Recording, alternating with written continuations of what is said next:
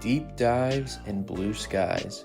Welcome back to Talking Blue with Nick, the best Dodgers analytical podcast that you can find.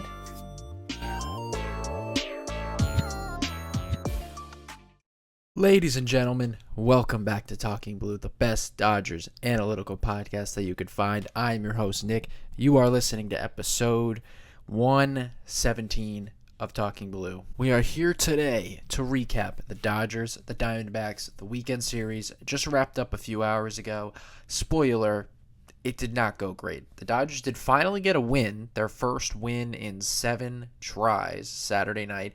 Lost 7 straight. They lost Friday night, but they were not able to come back and win the series Sunday afternoon. So we have a few things to talk about. I'll start out with some injury updates as always.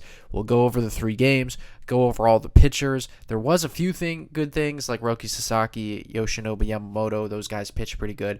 But as you guys all know by this point, Edwin Diaz blew multiple games. The offense was very cold this week, and the division lead shrinks a little bit. Dodgers do get their 70th win, but they were 1 win away from 70 well over a week ago. So they are going to head home to take on the Royals. I'm going to get to all that stuff. As always, you can get this podcast on Apple Podcasts, Spotify, YouTube. Subscribe to the YouTube channel. Follow us on all social media at Talking Blue Pod. You can follow myself at Nick Talking Ball on X. So, like I said, we're going to get to the 3 games. But before we do that, let's do some injury and roster stuff. That's going to be really quick. There isn't really a lot of injury updates for some reason. Like almost every single guy is like the exact same update from the last time. Dalton Rushing, we know that he has the partially torn UCL. Like I said, like I said previously, he could come back as a hitter at some point. Doesn't really look like the Dodgers will have him come back as a catcher. Like I said, not really much of an update on his actual elbow. I would imagine during this homestand, a lot of these guys will actually have real updates about what's going on. You know, we'll see with Rushing completely just up in the air at this point. I would suspect he doesn't come back this year, but we'll see about that. One of the few positives, Blake Snell, he will make his return to the Dodgers. That'll be Tuesday in LA against the Royals, following Skubal, who pitches on Monday. All right, so that's great. Blake Snell will be back. Tyler Glasnow, he's making his second rehab actually right now. I believe the game in OKC was like 7:05, so the game probably just started a little bit ago. So that's great. Tyler Glasnow, second rehab. Will Klein, who we talked about previously, elbow issues. He could potentially need surgery for his elbow. Again, not really much updates that I could find, so probably next time I get on here and record, there will be some kind of update about will he try to rehab it? Does he have to get surgery? Is he done for the year? Blah, blah, blah. Brock Stewart should begin his build-up shortly, but not much there. Shohei Ohtani, one of the few injury updates, he did begin a throwing program, in Arizona yesterday, throwing in the outfield. So hopefully the next steps will be a couple bullpens before he could get back on the mound. And then Will Smith, same thing, continuing baseball activities. Not much more updates, though. Kind of odd. I don't know why every time I looked at every player, couldn't really find anything about, right now. So let's waste no time. Let's get to these 3 games. As you can tell by my voice, I don't sound very enthused because it was not a lot of fun watching these 3 games. But Friday night, Roki Sasaki, Merrill Kelly in Arizona. We go to the bottom of the second. Nolan Arenado starts the scoring with his 17th home run of the year. That was off of Sasaki.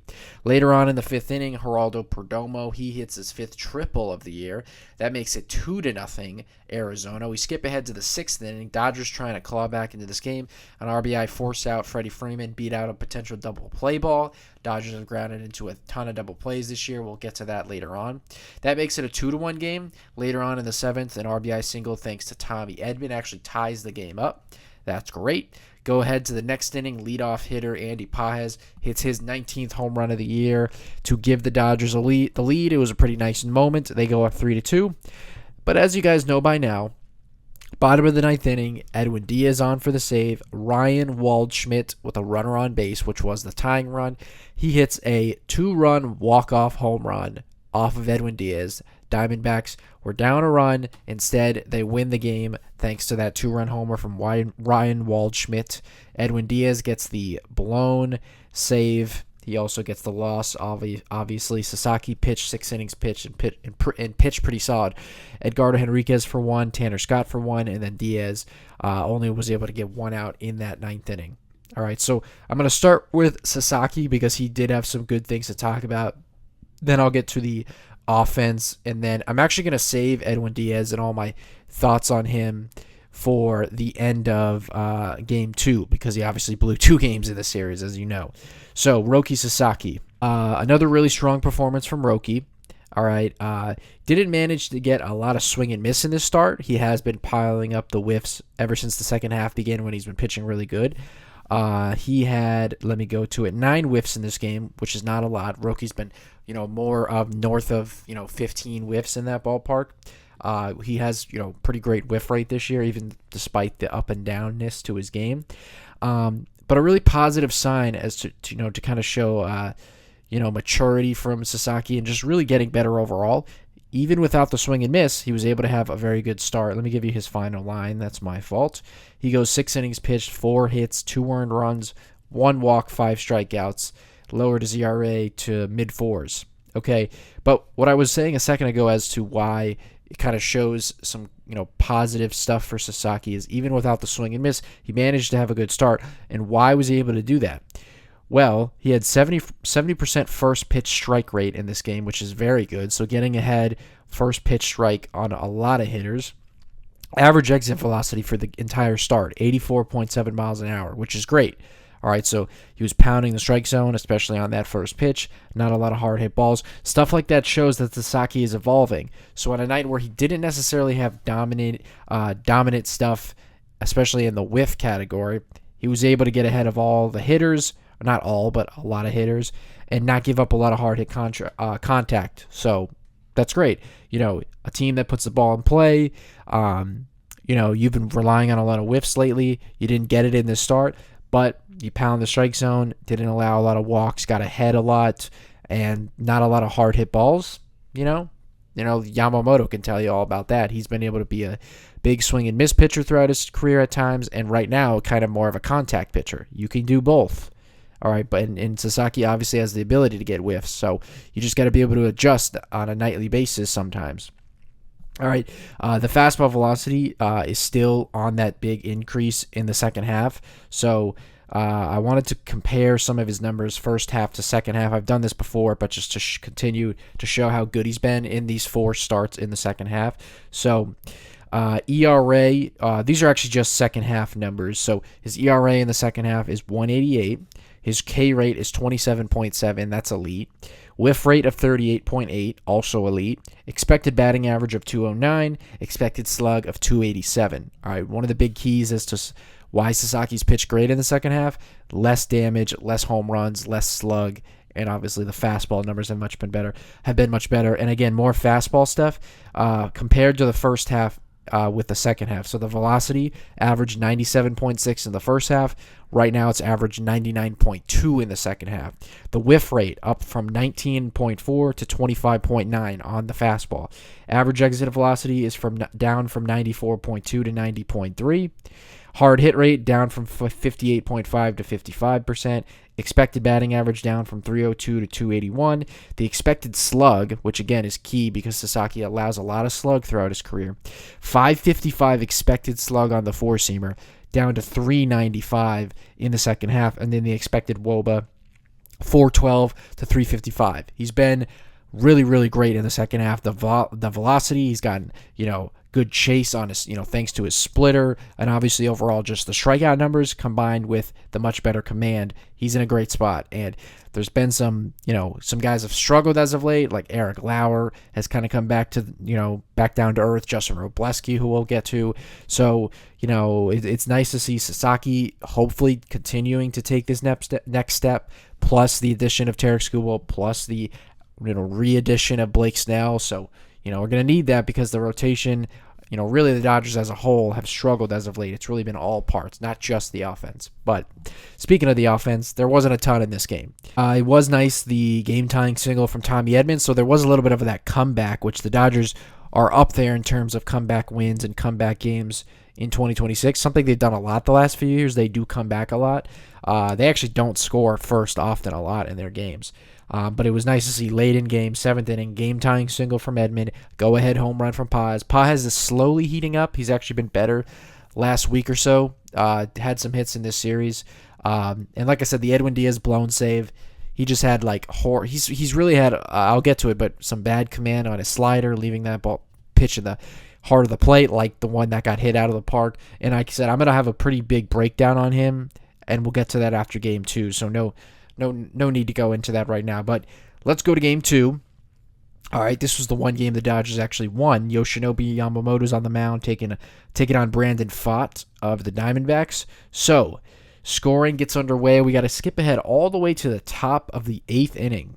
All right, Kyle Tucker, he hits his 11th home run of the year, gives the Dodgers a 1-0 lead. Yamamoto and Pfaadt have been holding the opposing lineup scoreless. Skip ahead to the bottom of the 9th inning. So Edwin Diaz is back out for the save opportunity. I actually thought that they weren't going to go to Diaz, but the Dodgers' pen has been pretty taxed lately. A lot of bullpen guys have been getting used. So Dave Roberts kind of put in the position where he's got to run Diaz back out there. He could have kept Scott in, who came in for the 8th, if he wanted to try to get a 4-out save. But you know what? I think he just said, you know what, we're going to live and die with Diaz. Like, we need Diaz to be a part of this team, so got to run him back out there. And I can't say that this happens too often, but it's like almost like when stuff is going horrible like it is right now for them, and it's like just nothing seems to go their way. It's almost like you can predict stuff, and sure enough, Diaz comes in, a 1-run game, leadoff triple to Geraldo Perdomo, so the tying run is in scoring position 90 feet away with no outs, and then right after that, Corbin Carroll hits a triple of his own. He brings in the tying run, and just like that, the winning run is on third base with nobody out. So literally, in a split of a second, you're like, here we go again. This game is over. Somehow, some way, Edwin Diaz gets out of that 9th inning. He gets a strikeout, a pop-up, and then I think another strikeout, and actually somehow, some way gets out of that inning. Tie game. He actually showed some nice stuff to get out of that little bit of a jam. The Dodgers go into the 10th inning, somehow muster up some offense. Shohei Ohtani with an RBI single in the 10th to infield single to put them up 2-1. And then shout out to Jack Dreyer, who came in with the ghost runner in the 10th inning and gets the 3 outs without allowing a run. He gets his first save of the season, and they win by a score of 2-1. Their first win in well over a week. All right, it goes Yamamoto for 5.2, Evan Phillips for 1/3, Vesia for 1 inning, Hurt for 2/3, Scott for 1/3, Diaz for 1, and then Jack Dreyer for 1. All right, let's just really quickly, I'll talk about Yamamoto. He was pretty solid in this game. 5.2 innings pitched, 3 hits, 0 earned runs, 3 walks, 6 strikeouts, didn't allow any home runs, lowers his ERA to 2.65. All right, another typical Yamamoto start. I was confident he would go out there, give the Dodgers a chance. He is their ace. So what are you asked to do when your team is struggling? Go out there and give us an opportunity to win this game and put some runs on the board for the offense. I mean, Skubal might take that over from Yamamoto, but that's what Yamamoto has been for 2 years now. I would like to see more swing and miss from Yamamoto. It's been a while now since he's had like a start with a good amount of swing and miss. And if you take a look at his numbers overall, like his strikeout numbers and whiff numbers are kind of just average now, league average, maybe even a little bit below. And it's, he has been more of a pitch to contact guy this year, which is actually surprising considering that Yamamoto has had a career high in whiff rate on his 4-seamer this year. So it's a little bit weird that his swing and miss has gone down like that. But one reason that why the overall production hasn't really dropped off for Yamamoto is because the walk rate has improved so much this year.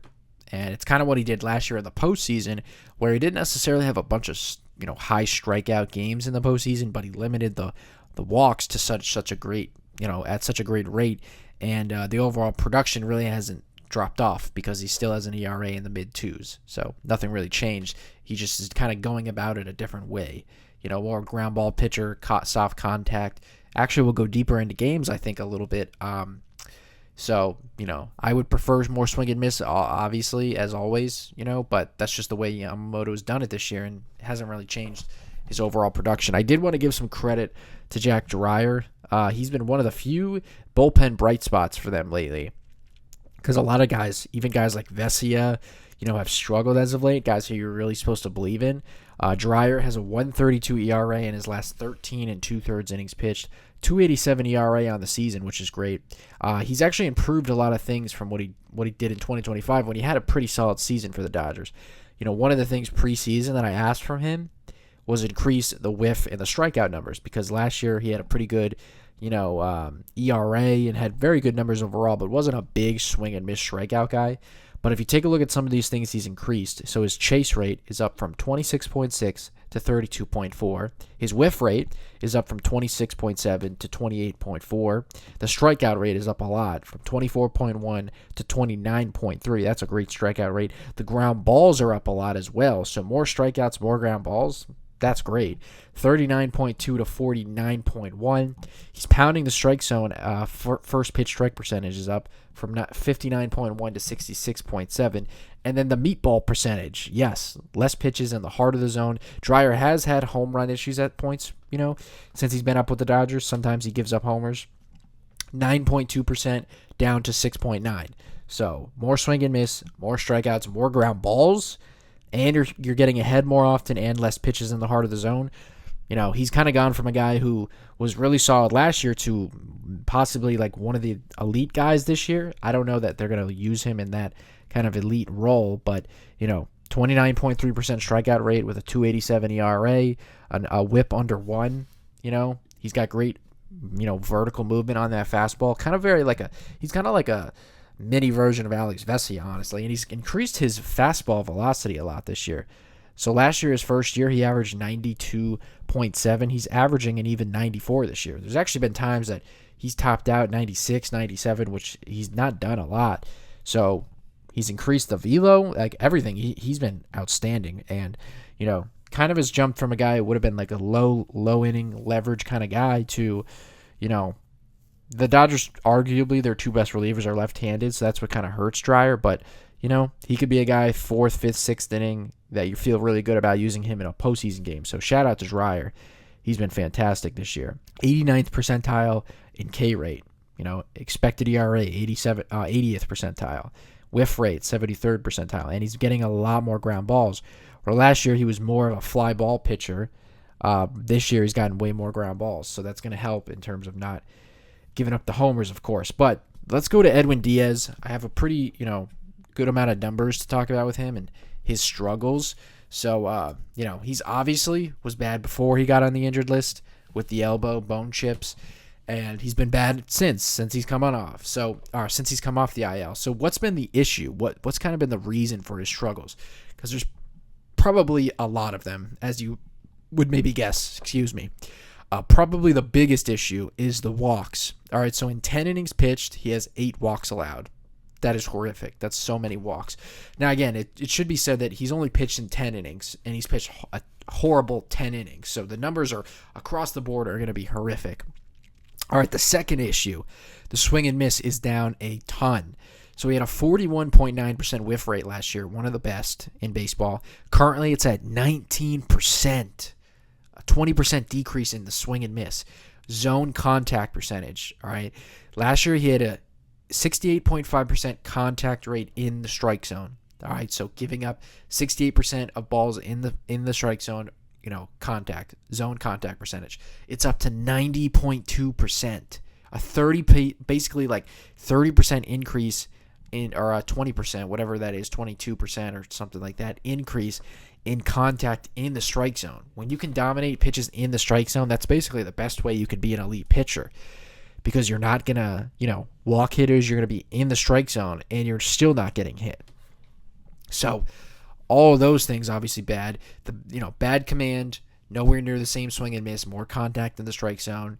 I can bring up more, honestly. I could bring up more stats. But, again, it should be said, like, you pitch 10 innings and then you pitch 10 horrible innings, your numbers across the board are going to be really, really bad. There are some things to look on the bright side. All right, his velocity is up a full mile an hour after the, bone chip surgery and since he's come back. So 95.7 is what he averaged before he got hurt. Since he came back, 96.7. So it's up a full mile an hour. He did hit 98, 99 a lot in that last outing. So again, that's promising that the fastball is up.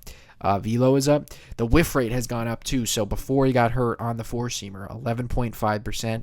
It's up to 19.2, which is not great because this is the guy who had the best swing and miss fastball in baseball last year. But I do think that these numbers kind of suggest that him being injured and the velocity being down was a big part of that.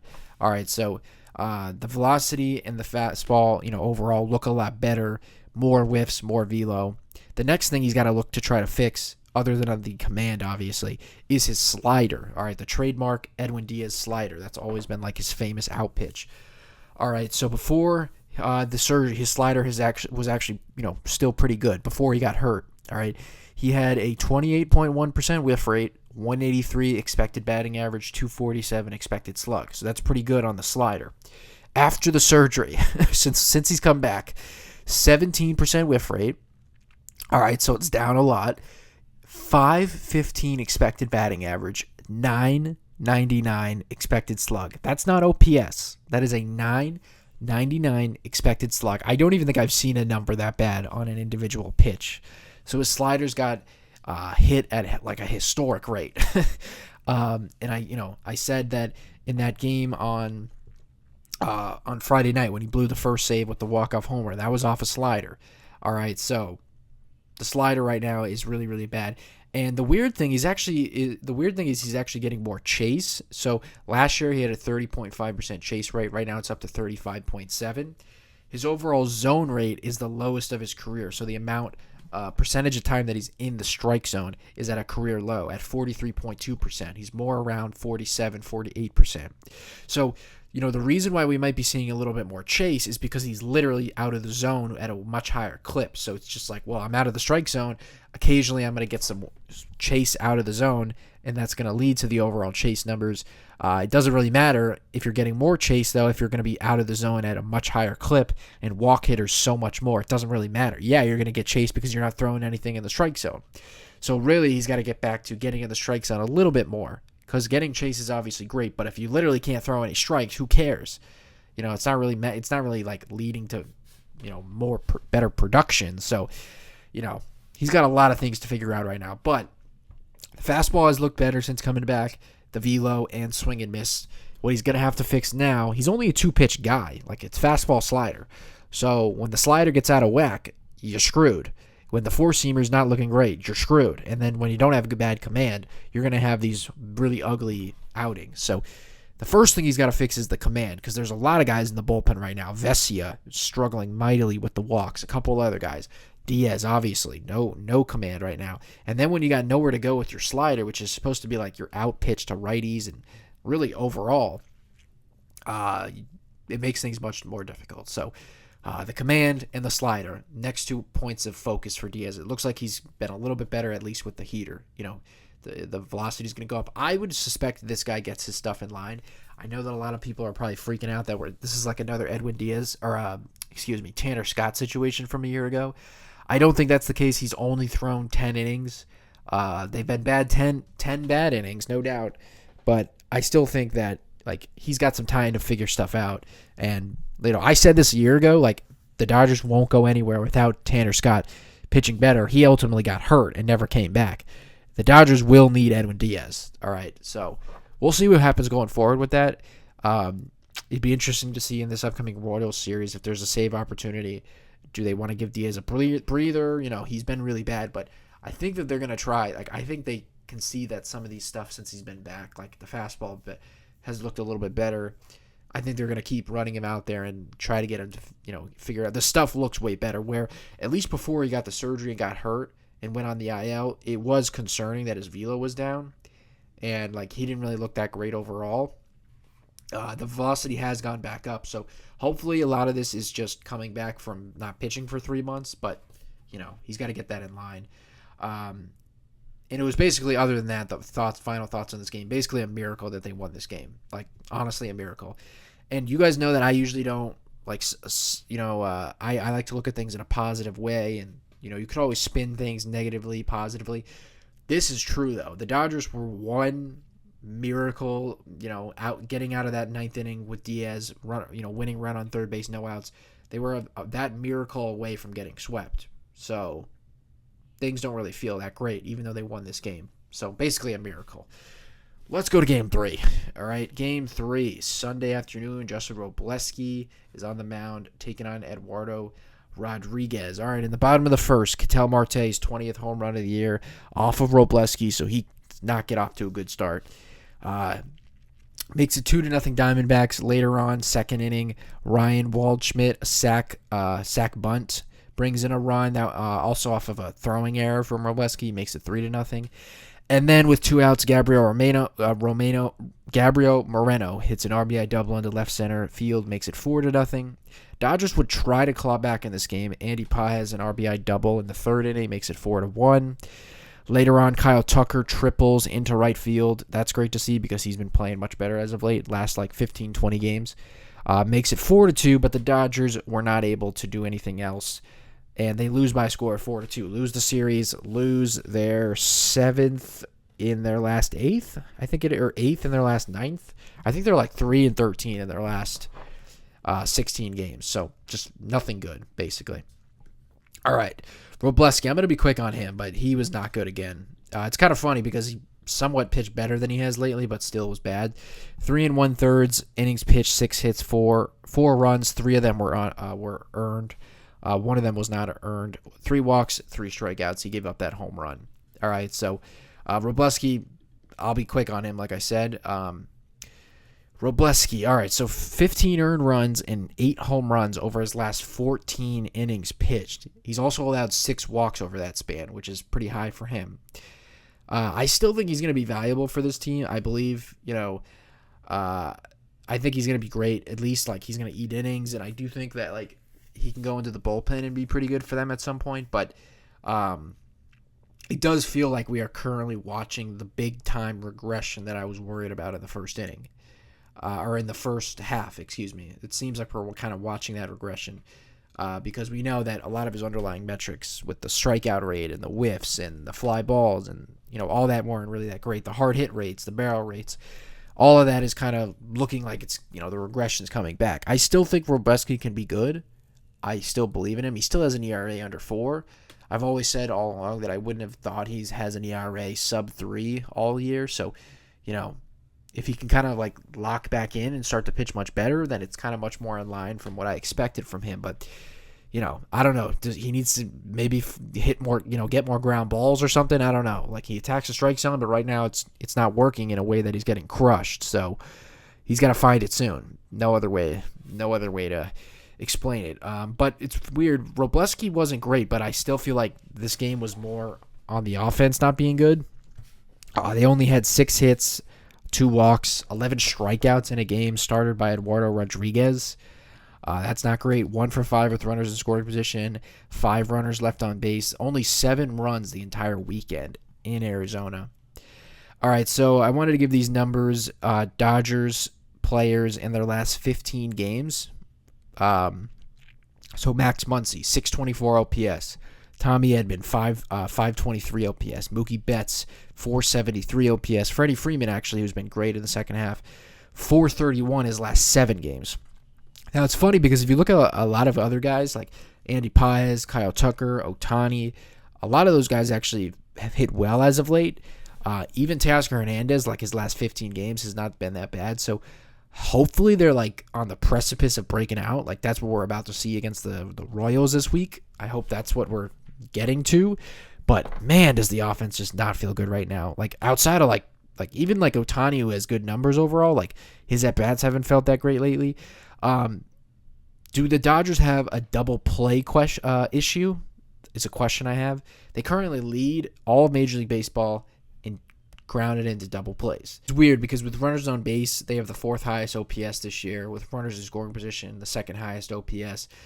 They have the 3rd lowest ground ball rate as an offense this year. Like they put the ball in the air.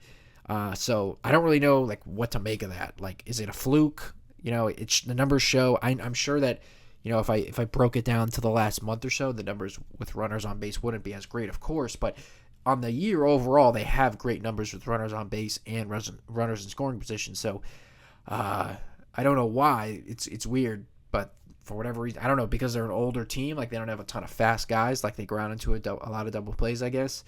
So I don't really think it's an issue. I think it's kind of maybe a fluke, but it is something because it does kill a lot of rallies. So those are all my thoughts on these games. I know I kept it quick and tight, but what are you going to talk about? Everything sucked. So the Dodgers have to break out this week against the Royals. 3 games this week against Kansas City at home. It's nice that they could go home. And then they have a huge 4-game set at home against the Brewers. So no day off. It's right into the Brewers series Thursday through Sunday. All right.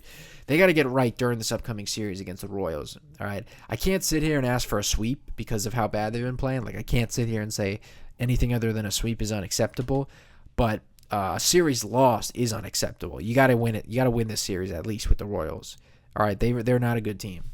All right, there has to be some good vibes going into that Brewers series. We can't go into a 4-game set against the Brewers off of a 2 out of 3 loss against the Royals. Like, something has to be better. The vibes, everything has got to feel better. The offense has to break out a little bit. Like, we got to see better at-bats. Skubal and Snell, they will pitch at home in this series, so that has to help with the vibe. Like, Skubal's going to make his home Dodger debut. Snell will be back Tuesday. There's no reason that this can't all turn around this week. If you go into that Brewers series after sweeping the Royals, at the least taking 2 out of 3, but if you could sweep Kansas City, go into that Brewers series, take 3 out of 4, split two each, there's no reason why this can't switch up. Like, there are a lot of guys that are still hitting offensively. Overall, the offense not great, but like Kyle Tucker, would love to see him start to hit at home. His numbers are so great on the road, but so bad at home. Mookie Betts, the at-bats were really bad this weekend. Obviously, we know the losses of Will Smith and now Dalton Rushing don't help, so they are a little bit banged up. But the at-bats overall got to look better in this Royal series. Like, it's almost like, I don't want to say it's a get-me-right series because they're not playing good enough for that.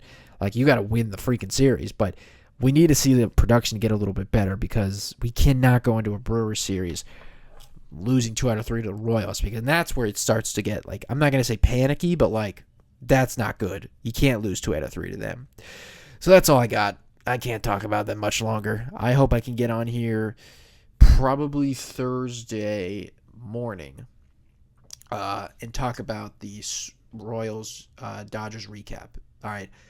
So that's all I have for you guys, honestly. Hopefully I can get on here and it'll be positive, but thank you guys so much for listening. As always, you can get this podcast on Apple Podcasts, Spotify, YouTube. Follow myself at Nick Talking Ball on X. Follow us at Talking Blue Pod on all social media. I'll see you guys later this week. Dodgers, Royals, Brewers, Dodgers coming up this weekend. Have a great rest of your night, everybody.